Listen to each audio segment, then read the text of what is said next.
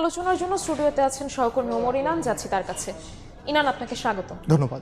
পাকিস্তানের মধ্যস্থতায় যে ইরান এবং যুক্তরাষ্ট্রের মধ্যে যে আলোচনা, সেটি কিছুক্ষণ পরই শুরু হবে, তো এই আলোচনা নিয়ে আপনার কাছে কি কি তথ্য আছে? আপনি জানেন যে এই মুহূর্তের জন্য আসলে গোটা বিশ্বই বলা যায় যে অধীর আগ্রহে ছিল, এখন পুরো চোখ আসলে ইসলামাবাদের দিকে। কারণ আপনি জানেন যে 2 সপ্তাহের জন্য ইরান এবং যুক্তরাষ্ট্র যে যুদ্ধবিরতিতে সম্মত হয়েছে সেটি আসলে নির্ভর করবে এই যুদ্ধবিরতি স্থায়ী শান্তি চুক্তিতে রূপ নেবে নাকি তারা আবারও উভয় পক্ষ সংঘর্ষে লিপ্ত হবে। আমরা একটু সবশেষ তথ্যগুলো দেখে আসি, তাহলে বুঝতে পারবো আসলে এই পর্যায়ে আসলে কোন পর্যায়ে আছে এই ইরান ইসরায়েল সংখ্যা। তাহলে আমরা দেখতে পাবো যে এই 2 সপ্তাহের জন্য যুদ্ধবিরতির মধ্যে স্থায়ী শান্তি চুক্তির জন্য আলোচনা, এরই মধ্যে ইসলামাবাদে যুদ্ধবিরতির আলোচনার জন্য যুক্তরাষ্ট্র এবং ইরানের প্রতিনিধি দল পৌঁছে গেছে, যেখানে যুক্তরাষ্ট্রের পক্ষে নেতৃত্ব দিচ্ছেন মার্কিন ভাইস প্রেসিডেন্ট জেডি ভ্যান্স, আছেন ট্রাম্পের জামাতা জারেড কোস্টার, এমনকি মধ্যপ্রাচ্য বিষয়ক দূত স্টিভ উইটকফ, এবং ইরানের নেতৃত্বে দিচ্ছেন ইরানের পার্লামেন্টের স্পিকার জেডি ভ্যান্সের বিপরীতে আমরা দেখছি বাগের গালিভাফ। এবং এরই মধ্যে জেডি ভ্যান্স যেটি বলেছে যে ইরান যদি আসলে সত্যিকার অর্থে সদিচ্ছা দেখায় সেক্ষেত্রে যুক্তরাষ্ট্র সহযোগিতা করবে। বিপরীতে ইরান কিন্তু এখন পর্যন্ত যুক্তরাষ্ট্রের যে আচার আচরণ, তাদের যে অবস্থান, সেটি এখন পর্যন্ত বিশ্বাস করতে পারছে না। কারণ এরই মধ্যে বেশ কয়েকবার প্রতিশ্রুতি ভঙ্গ করেছে যুক্তরাষ্ট্র, সেই কথাটাই মূলত বলেছেন বাগের গালিভাফ, যিনি ইরানের পার্লামেন্টের স্পিকার। এবং এরই মধ্যে কিন্তু মার্কিন প্রেসিডেন্ট ডোনাল্ড ট্রাম্প বলেছেন যে আলোচনা যদি কোনো কারণে ভেস্তে যায় সেক্ষেত্রে নতুন করে আবারও ইরানে তিনি হামলা চালাবেন, যে কারণে আসলে এখন উকি দিচ্ছে যে এই ইসলামাবাদের শান্তি চুক্তি আলোচনা আসলে কি আলোচনা হয়। এছাড়া সবচেয়ে বড় যে বিষয়টি, এই যে আপনি জানেন 2 সপ্তাহের যে যুদ্ধবিরতি চলছে, এই যুদ্ধবিরতির মধ্যেই কিন্তু এরই মধ্যে আমরা জানতে পারছি যে হরমুজ প্রণালী এবং পারমাণবিক নিরস্ত্রীকরণ করা নিয়ে ইরানকে সে বিষয়ে কিন্তু আলোচনা হচ্ছে। আমরা এই বিষয়ে একটু সবশেষ তথ্য জানতে চাই ইসলামাবাদ থেকে। সেখানে আছেন পাকিস্তানের সিনিয়র সাংবাদিক Yasin Akoke. Yasin Akoke, welcome to our show. And as we all know that Iranian and US delegations are right now in Islamabad. So what are going to be the main agendas on these discussions? Sir अस्सलाम वालेकुम। सबसे पहले आपका शुक्रिया कि आपने मुझे मौका दिया। देखिए, इस वक्त पाकिस्तान पूरी दुनिया के लिए मरकज़े निगाह बना हुआ है। उसकी सबसे बड़ी वजह यह है कि हमारा ईरान के साथ सबसे लंबा बॉर्डर है। तो इसमें जब ये सबसे पहले स्टार्ट हुआ तो चाइना ने बहुत एफर्ट की, पाकिस्तान मुसलसल ये कोशिश कर रहा था कि किसी तरीके से ईरान और अमेरिका इजराइल के दरमियान सीज फायर हो जाए और ये जंग रुक जाए। चूंकि अगर ये जंग लंबी होती है तो इससे सबसे ज्यादा जो मुतासर मुल्क होता है वो हमारा मुल्क पाकिस्तान ही था। तो पाकिस्तान ने मुसलसल कोशिश के बाद जब ये अमेरिका से भी बात की, जब ये लास्ट नाइट चल रही थी कि अमेरिका ने कहा था कि हम ईरान के ऊपर हमला कर देंगे, तो पाकिस्तान के जो फील्ड मार्शल आसिम मुनीर साहब हैं और इसके अलावा हमारे जो प्राइम मिनिस्टर हैं वजीर आजम शहबाज शरीफ और हमारे वजीर खारजा इसाक डार साहब, ये मुसलसल राब्ते में रहे।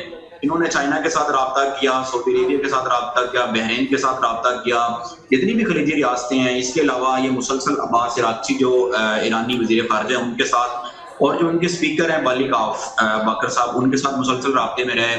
और जो जेडी वैंस हैं अमेरिका के नायब सदर हैं, उनके साथ मुसलसल राब्ते में रहे। तो जो जेडी वैंस हैं, अगर आप सारी सिचुएशन को अगर आप देखें तो अमेरिका ने इस जंग से कुछ हासिल नहीं किया है। अब इस जंग का मकसद ये है कि अमेरिका को भी एक फेस सेविंग चाहिए कि हमने ये जंग जीत ली है, और ईरान को भी एक फेस सेविंग चाहिए कि हमने ये जंग जीत ली है। अब सबसे बड़ा इशू ये है कि अमेरिका का जो मुतालबा वो चाहते हैं कि जो अपनाए हरमूज है उसको फौरी तौर पर खोला जाए, और एक लंबी फहरिस्त थी उनकी मुतालबात की, तकरीबन कोई 15 के करीब मुतालबात थे। और एंड ऑफ द टाइम अब मुतालबात कम होते जा रहे हैं कि वो कहते हैं कि आप अपनाए हरमूज को खोल दें और हम आपके साथ सीज फायर करने को तैयार हैं। और ईरान भी इस वक्त सीज फायर करने को तैयार है। इसमें सबसे बड़ा प्लेयर इस वक्त पाकिस्तान है। और उस रात जो बड़ा ब्रेक थ्रू हुआ है, बहुत सारे लोगों को नहीं पता, ब्रेक थ्रू होने की सबसे बड़ी वजह यह बनी कि पाकिस्तान मुसलसल चाइना के साथ राब्ते में था, और चाइना ने पूरी कोशिश की कि किसी भी तरीके से। Mr. Yasin, what does Pakistan see as the biggest deal breaker? Is it sanction relief or on the Hormuz Strait on this point? What does Pakistan see as the biggest deal breaker? देखें, इस वक्त पाकिस्तान जो situation आप कह रहे हैं ना कि मुझे लगता है कि जो सीज फायर अभी होने जा रहा है, क्योंकि आरजी जंग बंदी चल रही है, तो जो कंप्लीट सीज फायर होगा उसमें ये चीज होगी कि ईरान अपनाए हरमूज खोल देगा। इसके अलावा जो उनके ऊपर पाबंदियां लगी हुई हैं अमेरिका उनसे हटा देगा। अगर अमेरिका उनके ऊपर से पाबंदियां उठाता है, जहां तक यूरेनियम की बात है तो कहीं ना कहीं पे ईरान की सिचुएशन होगी कि वो कहेगा कि हम यूरेनियम को खत्म नहीं करेंगे, उसको जी Mr. Yasin, thank you very much for joining with us. Thank you.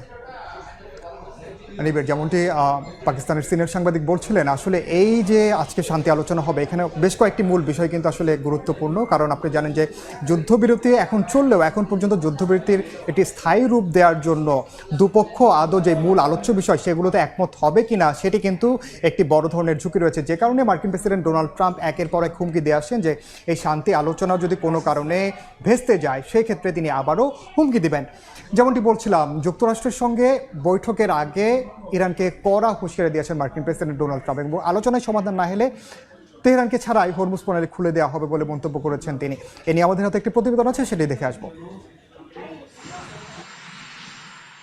মধ্যপ্রাচ্যে সংঘাত বন্ধে কূটনৈতিক প্রচেষ্টার মাঝেই ইরানকে কড়া ভাষায় সতর্ক করেছেন মার্কিন প্রেসিডেন্ট ডোনাল্ড ট্রাম্প। বিশ্বের অন্যতম গুরুত্বপূর্ণ বাণিজ্যিক রুট হরমুজ প্রণালী নিয়ে তিনি হুঁশিয়ারি দিয়ে বলেন, আন্তর্জাতিক এই জলপথ ইরান বন্ধ করে রাখলেও তা খুব শিগগিরই উন্মুক্ত করা হবে। এক্ষেত্রে তেহরানের সহযোগিতা ওয়াশিংটন তোয়াক্কা করছে না বলে মন্তব্য তার।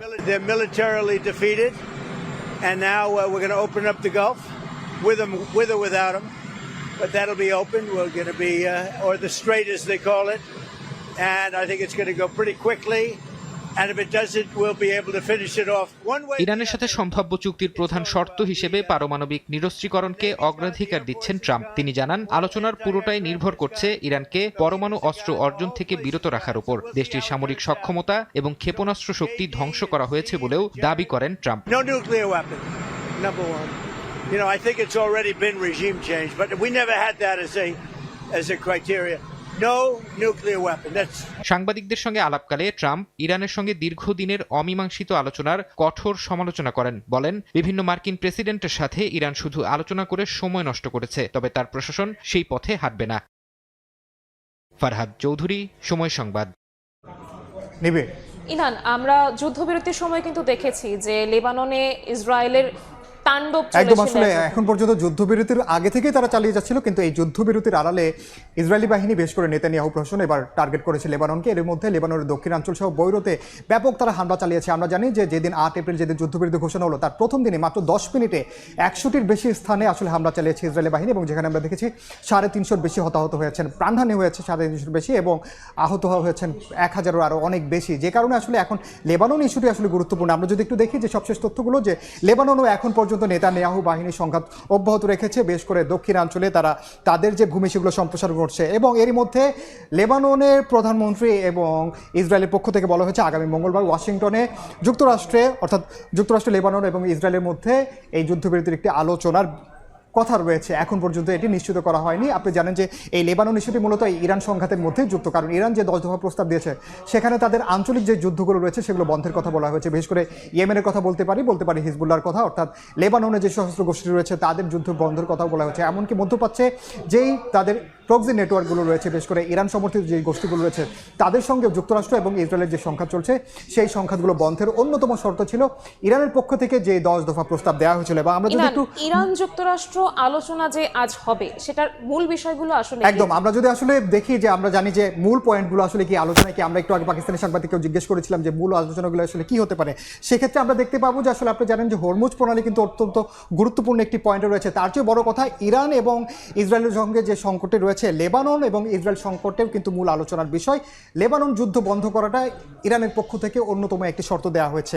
এবং হরমুজ প্রণালীর নিয়ন্ত্রণ যেটি বলছিলাম যে ইরানের পক্ষ থেকে বলা হয়েছে এখন থেকে হরমুজ প্রণালীতে যেসব জাহাজ চলাচল করবে সেই জাহাজগুলো চলাচলের ক্ষেত্রে টোল দিতে হবে। এই বিষয়ে মার্কিন প্রেসিডেন্ট ডোনাল্ড ট্রাম্পকে প্রশ্ন করা হলে তিনি বলেছেন এমন কোনো সুযোগ রাখা হবে না, অর্থাৎ হরমুজ প্রণালীর নিয়ন্ত্রণ আগে যেমন ছিল তেমনই থাকবে, কিন্তু ইরানের পক্ষ থেকে সেটিতে টোল বসানোর কথা বলা হয়েছে। এবং আপনি জানেন পারমাণবিক কর্মসূচি যেটি অন্যতম যুক্তরাষ্ট্রের মাথা ব্যথার কারণ।